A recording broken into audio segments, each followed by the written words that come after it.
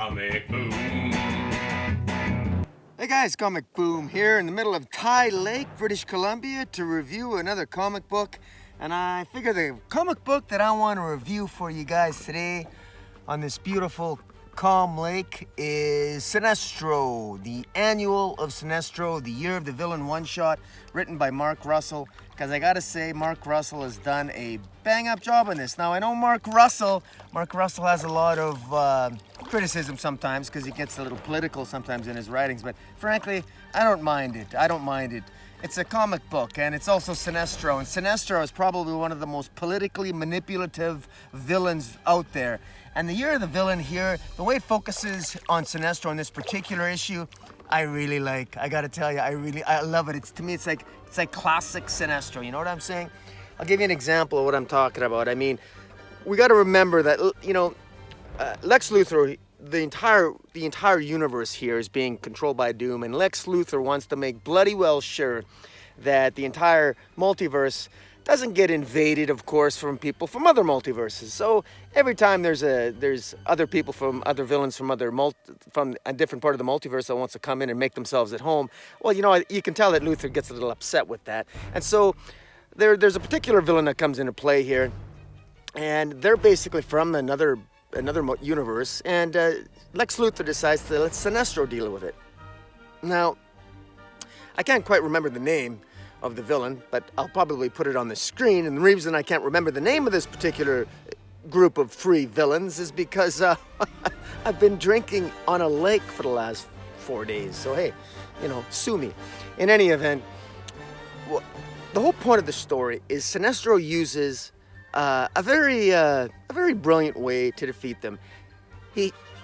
Every planet that these three villains attack and destroy, they basically have the ability to heal. So every time they're damaged, they heal. And their antibodies in their body, it's actually another multiverse. It's like another universe within the bodies.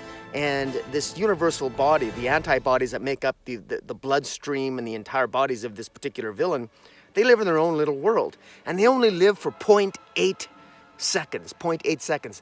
So just like a mosquito only lives for 24 hours, these microns, and they call them microns, these microns that live in this sort of microverse within these three villains' bodies, they heal the body. So they're like a society that's totally dedicated to the god of the host that they're basically living within. And they don't even know they're living within a host. All they know is that they worship their host as if he or she is a god. And that's their entire reason for being. And Sinestro has a brilliant plan in order to defeat them. And basically all he does is he creates three of his own constructs, and he sends his constructs, his Sinestro constructs, into the bloodstream of these villains to basically try to influence their society.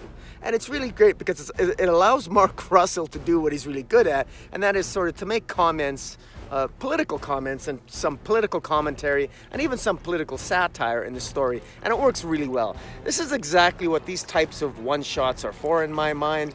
It almost plays out like basically an annual. It works really, really well. I got to give full props to Mark Russell here, and particularly the genius of what Mark Russell does, what he has Sinestro do. And Sinestro defeats the villains by doing one very simple thing. He has his constructs scientifically advance these little antibody societies living within these three villains to basically extend their life form by an extra 0.2 seconds.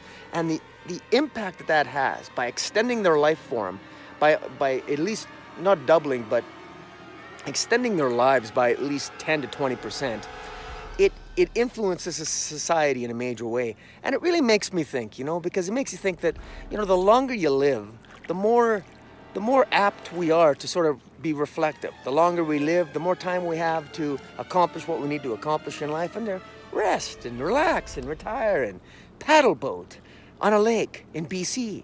You know what I'm saying? This was I think it's a perfect comic book for me to review at this particular time, because it says so much about life. And but it's got a darker side too, because while this society, their lives became extended, and then they learned to relax, they learned to enjoy themselves, to dance, to leisure, to enjoy recreation. And it also influenced their philosophy and their outlook and the way they looked at things.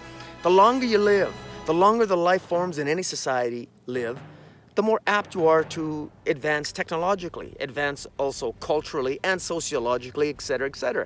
But there's also a dark side, because there's a great flip here that while Sinestro manipulates the society, extending the life forms of these creatures by 10-20%, that has the influence of the creatures rebelling against their god. And of course, the god is the very creatures that they're helping to protect.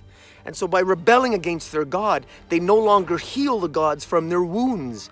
And so the gods can no longer rely upon their antibody. Think of it, it's almost like our bodies, if our antibodies rejected us and refused to help us.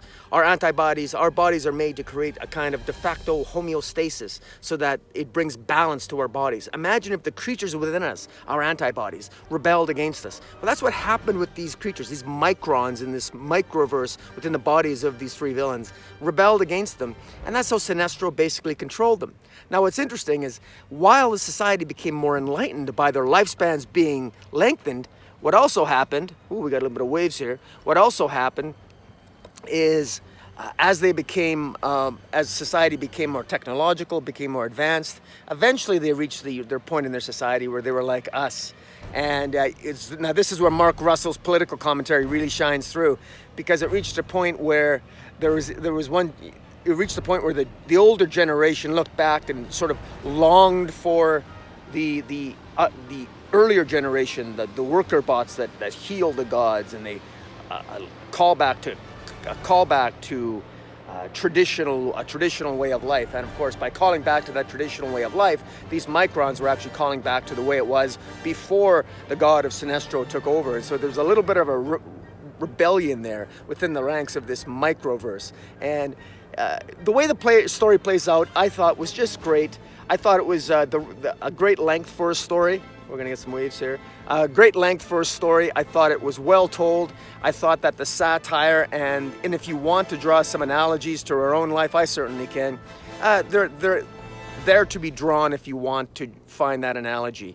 And it really works well. And again, Mark Russell, I thought, did a really great job. The criticisms that I've heard in this issue, I know that I encourage people to go check out the Weird Science podcast. Eric and the guys at the Get Fresh crew, they always review these types of comic books. I disagree a little bit. I think they're a little bit hard on this issue. I think that this was, I don't think this was in your face. I don't think this issue was too long. I thought this issue was perfect. I thought this was it exemplified the brilliance of Sinestro, because Sinestro himself comes from a world where he wanted to be worshipped. He comes from a world where, unlike Hal Jordan, in comparison to Earth, Hal Jordan obviously wants to help people. Sinestro is about control. Sinestro is about control and fear, and controlling the masses through fear. And that's exactly what ends up in this microverse society, where Sinestro manipulates them so that ultimately he can become their god. But at the end of the day, even as their god, Sinestro just doesn't ultimately care about their well-being. And two of these villains are killed and only one remains, and he basically becomes Sinestro's minion. And Sinestro, of course, can completely control his minion, because he controls the society that make up this villain's bloodstream and body. It's just very well written by Mark Russell. I thought it was great, the perfect length, and I got to give it a solid 8.5 out of 10. This is what this Year of the Villain, to me, this is great. It exemplifies traits about Sinestro that we know to be the case, and it also elevates Sinestro, his genius, and his political machinations in a way that a few other stories have. So I'm actually very, very impressed. And so here I am on a lake here, guys. I'm gonna close off my review here, because I'm on a paddle boat, and my God, the cabin we're staying at is basically right behind me there. It's just fantastic. It's right off the lake. It's just being here for a week is it's so peaceful. You get up at like 6 in the morning, after, getting a little bit inebriated the night before. So you wake up. Fortunately, you can pass out on a paddle boat, and it's okay. But no, it's just a beautiful, beautiful day. It's a beautiful summer. Wouldn't it be nice if all of us could extend our lifespans by 0.2, well, let's say 20%. 0.2 microns isn't going to cut it. But in any event, guys, take a breath, enjoy the summer, get outdoors. Don't be afraid to abandon comic books once in a while just to enjoy life. And when you do review a comic book, do it on a paddle board. It's fun. Just try not to lose your iPhone in the water, okay? or your Android phone or whatever you're using. So guys, that's my review for the Sinestro You're the Villain one-shot. I will see you guys on the flip side. Follow me on Twitter at Metropolis40. Hit the subscribe button. Leave some comments below. Tell me if you think Mark Russell's too political or too on the nose, or if you enjoyed the read. And I'll catch you guys later. Comic Boom out.